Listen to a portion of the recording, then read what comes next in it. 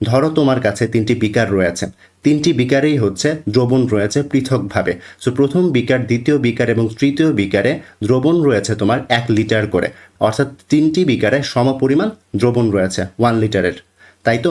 এখন দেখো, যদি বলা হয় যে প্রথম বিকারে সোডিয়াম ক্লোরাইড রয়েছে 1 মোল, দ্বিতীয় বিকারে রয়েছে 2 মোল এবং তৃতীয় বিকারে রয়েছে 3 মোল। সো এখন আমরা এখানে আসলে মোলারিটিতে তার ঘনমাত্রা কত সেটি প্রকাশ করব। সো একটু দেখো, এখানে যেহেতু প্রথম পাত্রে বা প্রথম বিকারে 1 লিটার দ্রবণে 1 মোল সোডিয়াম ক্লোরাইড বা দ্রব রয়েছে, তাই আমি বলবো তার ঘনমাত্রা মোলারিটি এককে হবে 1 মোল পার লিটার। অন্যদিকে দ্বিতীয় যে বিকারটি রয়েছে, এখানে দেখতে পাচ্ছ 1 লিটার সোডিয়াম ক্লোরাইডের দ্রবণে সোডিয়াম ক্লোরাইড দ্রব হিসেবে রয়েছে 2 মোল। সো এই ক্ষেত্রে আমি বলবো 1 লিটার দ্রবণে যেহেতু 2 মোল সোডিয়াম ক্লোরাইড দ্রব রয়েছে, মানে মোলারিটি এককে তার ঘনমাত্রা হবে 2 মোল পার লিটার। সিমিলারলি এখানে যে থার্ড বিকারটি রয়েছে, এখানে 1 লিটার সোডিয়াম ক্লোরাইডের দ্রবণে সোডিয়াম ক্লোরাইড দ্রব হিসেবে রয়েছে 3 মোল, তাই এখানে আমি বলবো মোলারিটি এককে তার ঘনমাত্রা হবে হচ্ছে 3 মোল পার লিটার। অর্থাৎ আমরা বুঝতে পারছি মোলারিটি এককে ঘনমাত্রা কি? মোলারিটি এককে ঘনমাত্রা আসলে হচ্ছে 1 লিটার দ্রবণে যত মোল দ্রব দ্রবীভূত থাকে। সো এখানে দেখতে পাচ্ছ 1 লিটার সোডিয়াম ক্লোরাইডের দ্রবণে 3 মোল সোডিয়াম ক্লোরাইড ছিল, তাই আমি বলতে পারছি তার ঘনমাত্রা মোলারিটি এককে 3। অন্যদিকে এখানে যেহেতু 1 লিটার দ্রবণে 2 মোল ছিল, তাই আমি বলেছি 2। সিমিলারলি এখানে 1 লিটার দ্রবণে যেহেতু 1 মোল সোডিয়াম ক্লোরাইড বা দ্রব ছিল 1 মোল, তাই আমি বলেছি 1 মোল পার লিটার তার ঘনমাত্রা মোলারিটি এককে। অর্থাৎ আমরা বলতে পারছি 1 লিটার দ্রবণে যত মোল দ্রবীভূত থাকে তাকেই আমরা বলি মোলারিটি, রাইট? সো মোলারিটির সঙ্গে এখন কি দাঁড়াচ্ছে? মোলারিটির সঙ্গে এরকম দাঁড়াচ্ছে, নির্দিষ্ট তাপমাত্রায় 1 লিটার দ্রবণে যত মোল দ্রবীভূত থাকে তাকেই আমরা বলি ওই দ্রবণের মোলারিটি। আমি কথাটি আবার বলছি, নির্দিষ্ট তাপমাত্রায় 1 লিটার দ্রবণে যত মোল দ্রবীভূত থাকে তাকেই বলা হয় ওই দ্রবণের মোলারিটি। আশা করি বুঝতে পেরেছ। আর এখান থেকে দেখতে পাচ্ছ যে এখানে মোলারিটির একক কি বলছি? মোলারিটির একক বলছি মোল পার লিটার। এই যে মোল পার লিটারটি দেখতে পাচ্ছ, তাকে চাইলে আমরা ক্যাপিটাল এম দ্বারাও প্রকাশ করতে পারি, মোল পার লিটার। তাহলে মোলারিটি এককে ঘনমাত্রার একক কি? মোলারিটি এককে ঘনমাত্রার একক দ্বারা আছে মোল পার লিটার, বা বলতে পারি ক্যাপিটাল এম, যাকে বাংলায় মোলারও বলা হয়ে থাকে। আশা করি মোলারিটির কনসেপ্টটি বুঝতে পেরেছ। এখন আমরা দেখব মোলারিটির যে কনসেপ্ট রয়েছে সেই কনসেপ্টটি ইউজ করে কিভাবে আমরা মোলারিটির সূত্র প্রতিপাদন করতে পারি, যেগুলো দিয়ে হচ্ছে বেসিক্যালি আমরা ম্যাথ করব। তো চলো শুরু করি। প্রিভিয়াস স্লাইডটিতে আমরা দেখেছি যে NaCl এর 1 লিটার দ্রবণে যেহেতু 1 মোল NaCl ছিল, তাই মোলারিটি এককে আমি ঘনমাত্রা বলেছিলাম NaCl এর কত? 1 মোল পার লিটার, রাইট? সো এই কথাটি একটু আমি এখন বাংলায় লিখি যে 1 লিটার দ্রবণে 1 মোল দ্রবীভূত থাকলে তার ঘনমাত্রা আমরা কত বলছিলাম? 1 মোল পার লিটার, রাইট? এখন ধরো 1 লিটার দ্রবণ না থেকে তোমাকে দ্রবণ দেওয়া হয়েছে V লিটার, 1 মোল দ্রব না দিয়ে তোমাকে দ্রব দেওয়া হয়েছে N মোল দ্রব, তখন ওই দ্রবণের ঘনমাত্রা মোলারিটি এককে কত হবে সেটি এখন বের করব। সুতরাং আমরা যদি এখন ঐকিক নিয়ম করে এভাবে বসাই যে V লিটার দ্রবণে N মোল দ্রব দ্রবীভূত থাকলে তার ঘনমাত্রা S ইকুয়ালস টু কত হবে? N/V মোল পার লিটার, তাই না? সিম্পলি ঐকিক নিয়ম করেছে এখানে। তাহলে S ইকুয়ালস টু আমরা কি পাচ্ছি? N/V মোল পার লিটার। কখন? যখন আমার দ্রবণের আয়তন 1 লিটার না হয়ে V লিটার হবে এবং দ্রবণে 1 মোল দ্রব দ্রবীভূত না থাকে, N মোল দ্রব দ্রবীভূত থাকবে, তখন দ্রবণের ঘনমাত্রা মোলারিটিতে কত হবে? S equals to N/V, right? So এখন আমরা কি বলতে পারছি? তাহলে মোলারিটি এককে ঘনমাত্রার সূত্র কি দাঁড়াচ্ছে? এই যে আমি এখানে দেখতে পেয়েছি যে S equals to N/V। So আমরা বলতে পারি মোলারিটি এককে ঘনমাত্রার একক দাঁড়াচ্ছে S equals to N/V, right? আর এখানে N এর পরিচয় কি? N হচ্ছে মোল সংখ্যা, আর V হচ্ছে দ্রবণের আয়তন, আর S কি? S হচ্ছে মোলারিটি এককে দ্রবণের ঘনমাত্রা। আর এখন যদি হচ্ছে মোলারিটির একক সম্পর্কে আমরা জানতে চাই, মোলারিটির একক কি হবে? মোলারিটির একক হবে মোল পার লিটার। এই যে দেখতে পাচ্ছ এখানে মোল পার লিটার পেয়েছি, মোল পার লিটার হবে মোলারিটির একক। এই মোল পার লিটারকেই চাইলেই আমরা বাংলাতে মোলার বলতে পারি বা সংক্ষেপে ক্যাপিটাল এম দ্বারা প্রকাশ করতে পারি। তাহলে প্রিভিয়াস স্লাইডে আমরা কি পেয়েছি? প্রিভিয়াস স্লাইডে আমরা পেয়েছি যে মোলারিটির সূত্র হচ্ছে S ইকুয়ালস টু N/V। এখানে S এর পরিচয় কি? S এর পরিচয় হচ্ছে মোলারিটি এককে ঘনমাত্রা, N এর পরিচয় কি? N হচ্ছে মোল সংখ্যা, এবং V এর পরিচয় কি? V এর পরিচয় আয়তন। আর একটু খেয়াল করো, আয়তন কিন্তু আমরা অবশ্যই লিটার এককে নিয়েছিলাম এই সূত্রটির জন্য। সো এই সূত্রটির জন্য আয়তনের একক কি হবে? অবশ্যই লিটার এককে বসাতে হবে। তাহলে এইখান থেকে বুঝতে পারছো যে তোমাকে যদি এখন প্রশ্ন করা হয় যে মোল সংখ্যা দিয়ে এবং দ্রবণের আয়তন লিটার এককে দিয়ে দেয়, তাহলে তুমি কিন্তু খুব ইজিলি মোলারিটি বের করতে পারবে বা ঘনমাত্রা মোলারিটি এককে বের করতে পারছো। এখন তো এমনও হতে পারে তোমাকে মোল সংখ্যা না দিয়ে তোমাকে দিয়ে দিল হচ্ছে দ্রবের উপস্থিত ভর সংখ্যা এবং আয়তন লিটার এককে না দিয়ে যদি মিলিলিটার এককে দিয়ে দেয় তখন তুমি ম্যাথটি কিভাবে প্রসিড করবে। অর্থাৎ আয়তন যদি মিলিলিটারে দিয়ে দেয় আর যদি এন মোল সংখ্যা না দিয়ে তোমাকে উপস্থিত ভর ডাব্লিউ দিয়ে দেওয়া হয় তখন তুমি ম্যাথটি কীভাবে করবে, এগুলোই আসলে এখন একটু দেখব। যে আমরা কি দেখলাম, S equals to N by V, কখন, যখন মোল সংখ্যা দেওয়া রয়েছে এবং আয়তন হবে লিটার এককে। সো একটু খেয়াল করো, এখন আয়তন যদি মিলিলিটার এবং উপস্থিত ভর দেওয়া থাকে তাহলে আমরা কি করতে পারি, একটু লক্ষ্য করো উপরে এই যে দেখতে পাচ্ছ এখানে, একটু লক্ষ্য করো কোন জায়গায়, এই যে এখানে যেটি দেখতে পাচ্ছ, এখানে কিন্তু আমরা দেখেছিলাম যে মোল সংখ্যা N equals to W by M, right. So এখানে এনকে রিপ্লেস করে আমরা ডাব্লিউ বাই এম লিখতে পারি না। ডাব্লিউ কি ছিল, উপস্থিত ভর, এবং এম কি ছিল, ওই দ্রবের আণবিক ভর, রাইট। সো আমরা যদি এখানে এনকে রিপ্লেস করে ডাব্লিউ বাই এম বসিয়ে দিই তাহলে আমরা এরকম সূত্র পাচ্ছি। সো এটাকে যদি আমরা একটু গুণাকারে লিখি তাহলে কি লিখতে পারবো, S equals to W by M into 1 by V. So একটু খেয়াল করে এখানে ভি এখানে কিন্তু এখনও লিটার এককে রয়েছে, তাই না? আর আমরা জানি লিটার একক থেকে যদি আমরা মিলিলিটার এককে নিতে চাই তাহলে আমাদেরকে 1000 দিয়ে গুণ করতে হয়, রাইট। সো এই ক্ষেত্রে দেখো আমরা কিন্তু এখন একটা সূত্র পেয়ে গিয়েছি, যে সূত্রটি কীরকম হচ্ছে, সূত্রটি এরকম হচ্ছে যে S equals to W by M into 1000 divided by V। একটু খেয়াল করে এখানে W কি, W হচ্ছে দ্রবের উপস্থিত ভর এবং M কি দ্রবের আণবিক ভর এবং V কি, V হচ্ছে দ্রবণের আয়তন। আর এই ক্ষেত্রে আয়তন V কিসে, অবশ্যই মিলিলিটার এককে, কারণ আমি 1000 দিয়ে গুণ করে নিয়েছি। তাহলে এই সূত্রটিকে আমরা কিভাবে লিখতে পারছি, এভাবে লিখতে পারছি, তাই না? S equals to W into 1000 divided by mv। দেখো আমরা বেসিক্যালি দুইটা সূত্র পেয়েছি, তাই না? ঘনমাত্রা বের করার জন্য দুইটা সূত্র পেয়েছি। একটা কি S equals to W into 1000 divided by mv এবং আরেকটি হচ্ছে S equals to n divided by v। এখন কথা হচ্ছে কোনটি কখন ইউজ করব। আশা করি বুঝতে পেরেছো যে যখন হচ্ছে মোল সংখ্যা দেওয়া থাকবে এবং আয়তন লিটার এককে দেওয়া থাকবে তখন আমরা S equals to n by v use করব।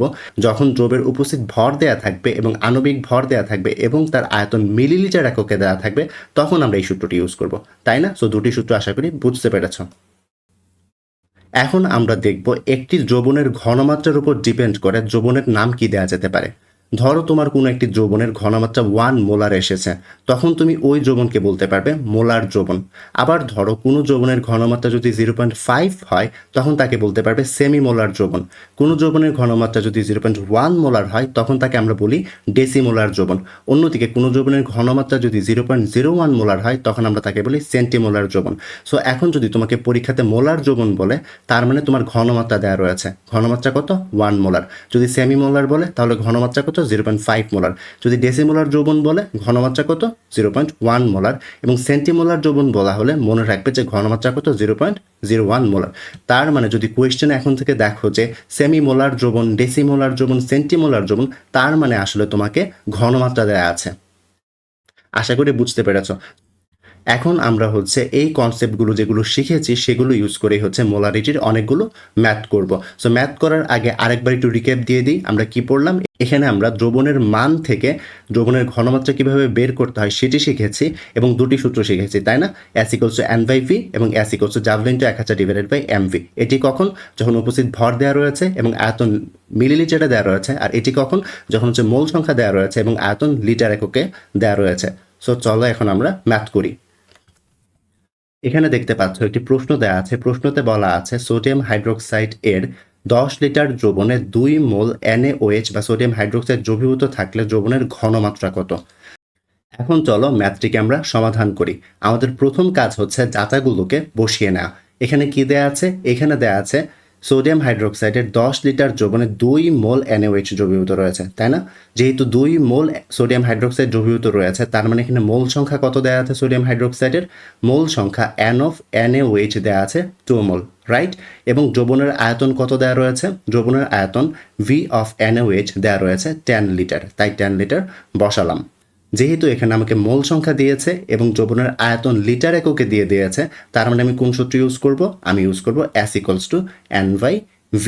যেহেতু আমাকে সোডিয়াম হাইড্রোক্সাইডের ঘনমাত্রা বের করতে বলা হয়েছে তাই আমি সূত্রটিকে কিভাবে লিখলাম, S of sodium hydroxide is equals to n of sodium hydroxide divided by v of sodium hydroxide. তো এখন দেখো n of sodium hydroxideর ভ্যালু কত, 2 মোল, এবং v of sodium hydroxideর ভ্যালু কত, 10, তাই তো? সো এখানে যদি আমি মানগুলো বসিয়ে দিই তাহলে আমার কত এসেছে ভ্যালু, তাহলে আমার ভ্যালু আসলো 0.2 মোল পার লিটার। আর আমরা কিন্তু শিখে এসেছি মোল পার লিটারকে আমরা কি লিখতে পারি, মোল পার লিটারকে আমরা লিখতে পারি মোলার বা ক্যাপিটাল এম। সো আমরা বলতে পারি এখানে সোডিয়াম হাইড্রোক্সাইডের 10 লিটার দ্রবণে 2 মোল সোডিয়াম হাইড্রোক্সাইড দ্রবীভূত থাকলে দ্রবণের ঘনমাত্রা কত হবে? দ্রবণের ঘনমাত্রা হবে 0.2 মোলার। আশা করি বুঝতে পেরেছ। সো এভাবে চাইলে সূত্রগুলো ইউজ করে খুবই ইজিলি ম্যাথগুলো করে ফেলা যায়। চলো এখন আরেকটি ম্যাথ করি। এখানে প্রশ্নে বলা আছে সোডিয়াম হাইড্রোক্সাইড এর 1.5 লিটার দ্রবণে কত মোল সোডিয়াম হাইড্রোক্সাইড দ্রবীভূত করে NaOH এর ডেসিমোলার দ্রবণ বানানো যাবে। সো এখানে দেখতে পাচ্ছ ডেসিমোলার দ্রবণ বলা আছে। ডেসিমোলার দ্রবণ মানে কি? দ্রবণের ঘনমাত্রা দেওয়া আছে, তাই না? এটি কিন্তু আমরা শিখে এসেছিলাম। সো ডেসিমোলার দ্রবণ বলতে কি ছিল? ডেসিমোলার মানে ছিল হচ্ছে 0.1 মোলার দ্রবণ, রাইট? সো চলো ম্যাথটিকে এখন আমরা সমাধান করি। সমাধান করার আগেই প্রথম স্টেপ কি? ডাটা তুলে নেওয়া, তাই তো? তো এখানে দেখতে পাচ্ছ যেহেতু ডেসিমোলার দ্রবণ বলেছে, তার মানে ঘনমাত্রা কত সোডিয়াম হাইড্রোক্সাইডের? ঘনমাত্রা S = 0.1 মোলার। অন্যদিকে দেখো সোডিয়াম হাইড্রোক্সাইডের দ্রবণ কতটুকু ছিল? 1.5 লিটার। তার মানে সোডিয়াম হাইড্রোক্সাইড দ্রবণের আয়তন দেওয়া রয়েছে, যেটি হচ্ছে V of NaOH = 1.5 লিটার। তো এখানে আবার আমার কি দেওয়া রয়েছে? এখানে ঘনমাত্রা দেওয়া রয়েছে এবং হচ্ছে দ্রবণের আয়তন লিটার এককে দেওয়া রয়েছে। যেহেতু দ্রবণের আয়তন লিটার এককে দেওয়া রয়েছে এবং জানতে চাওয়া হচ্ছে মোল সংখ্যা কত, তো আমি কি করব? আমি আবার S = N/V বের করব। এখানে কি বের করতে হবে? N বের করতে হবে, তাই না? যেহেতু মোল সংখ্যা বের করতে বলা হয়েছে। সো আমরা জানি সূত্র কি আমাদের সূত্র এখান থেকে, যেহেতু আমার N বের করতে বলা হয়েছে, N কে এক পাশে রেখে বাকি সবগুলোকে আমি অন্য পাশে নিয়ে গেলে আমি কি লিখতে পারবো? N = SV। যেহেতু আমাকে সোডিয়াম হাইড্রোক্সাইডের বের করতে বলা হয়েছে, তাই আমি N এর জায়গায় N of NaOH বসিয়েছি এবং S এর জায়গায় S of NaOH এবং V এর জায়গায় V of NaOH বসিয়েছি। সো এখানে কিন্তু মানগুলো দেওয়া রয়েছে, তাই না? এই যে S of NaOH কত? 0.1 মোলার, V of NaOH কত? 1.5 লিটার। সো এই মানগুলো যদি আমরা বসিয়ে দিই সূত্রতে, তাহলে আমি সোডিয়াম হাইড্রোক্সাইডের মোল সংখ্যা পাচ্ছি, যেটি হচ্ছে 0.150 মোল। আশা করি এই ম্যাথটিও বুঝতে পেরেছ। এখানে প্রশ্নে বলা আছে কামাল 2.355 গ্রাম সালফিউরিক অ্যাসিড পানিতে দ্রবীভূত করে মোট আয়তন 50 ml করেছে। দ্রবণটির মোলারিটি কত? সো একটু খেয়াল করে এখানে কি দেওয়া রয়েছে? উপস্থিত ভর W দেওয়া রয়েছে, তাই না? এবং দ্রবণের আয়তন কত দেওয়া রয়েছে? দ্রবণের আয়তন দেওয়া রয়েছে 50 ml। দ্রবণটির মোলারিটি কত বা ঘনমাত্রা কত সেটি জানতে চাওয়া হয়েছে, তাই না? সো এই ক্ষেত্রে চলো ম্যাথটি সমাধান করি এবং এখানে কি কি ডাটা দেওয়া রয়েছে? এখানে প্রথমেই বলা রয়েছে উপস্থিত ভর, অর্থাৎ সালফিউরিক অ্যাসিডের উপস্থিত ভর কত দেওয়া রয়েছে?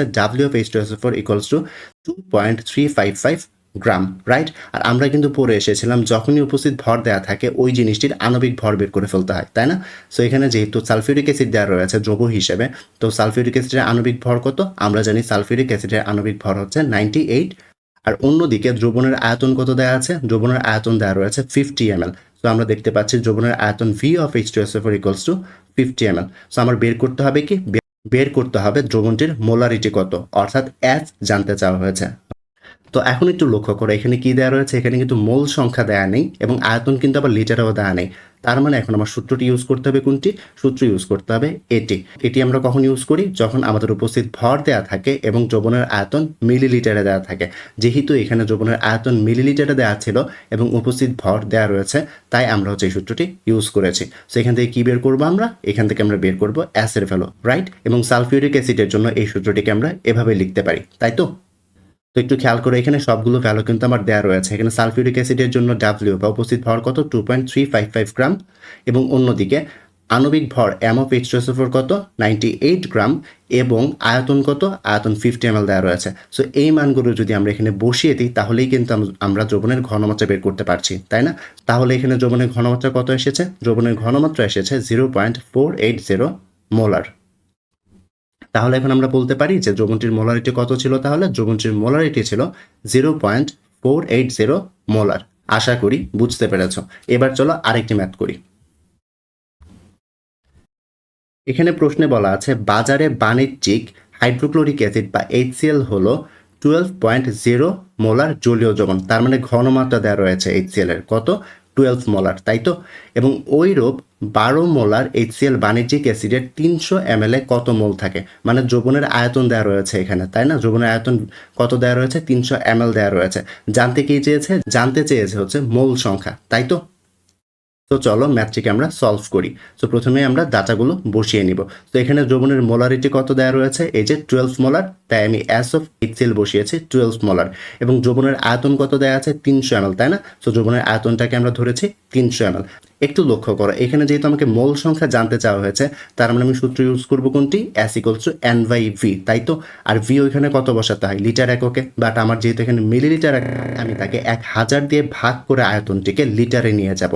আমরা জানি মিলিলিটার থেকে লিটারে নিতে গেলে কি করতে হয়, 1000 দিয়ে ভাগ করতে হয়। তাই 1000 দিয়ে ভাগ করে আমরা তাকে প্রথমে লিটারে নিয়ে গেলাম। কত পেলাম, 0.3 লিটার। তো এখন আমাদের কি বের করতে হবে, আমাদের বের করতে হবে n এর ভ্যালু, তাই না? মূল সংখ্যা যেহেতু বের করতে বলেছে, তার মানে n এর ভ্যালু বের করতে হবে। তো S = N/V ছিল, আর আমরা n = কি লিখতে পারছি তাহলে, n = SV। কি করেছি, n কে এক পাশে রেখে বাকি সবগুলোকে অন্য পাশে নিয়ে গেছি। তাহলে আমরা কি পাচ্ছি, n = SV, রাইট? আর আমরা যেহেতু এই সমীকরণকে HCl এর জন্য ইউজ করছি, তাই নিচে HCl বসিয়ে নিলাম। তাহলে একটু খেয়াল করো, এখানে ঘনমাত্রা HCl এর কত দেওয়া ছিল, 12, এবং আয়তন কত ছিল, 0.3 লিটার। সেই মানগুলো যদি আমরা এখানে বসিয়ে দিই, তাহলেই কিন্তু আমরা মোল সংখ্যা পেয়ে যাচ্ছি। অর্থাৎ এই ক্ষেত্রে আমাদের দ্রবণে কত মোল ছিল, দ্রবণে ছিল হচ্ছে HCl 3.60 মোল।